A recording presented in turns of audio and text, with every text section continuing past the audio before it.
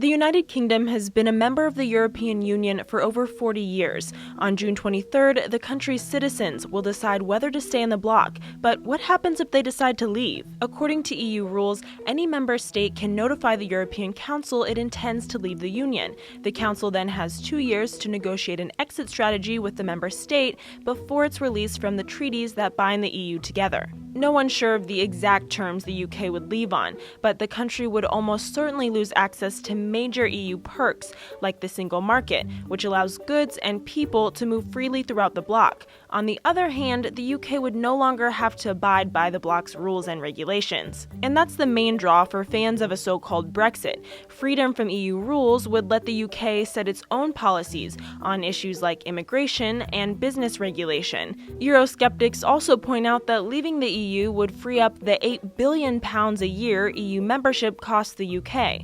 Euroskeptic-skeptics argue the financial cost of a Brexit far outweigh the gains. The UK could end up iced out of profitable trade relationships with big EU countries like France and Germany, and the uncertainty surrounding the move could severely weaken the pound. But if the UK can overcome those concerns, there's a fear within Europe that a Brexit could trigger a wave of similar exits within the EU.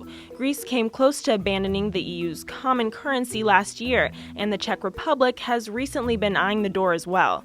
On top of everything else, leaving the EU would dramatically shake up the UK political scene. Conservative Prime Minister David Cameron has been campaigning hard for the country to stay in the EU and would likely step down as the head of his party if the country left the bloc.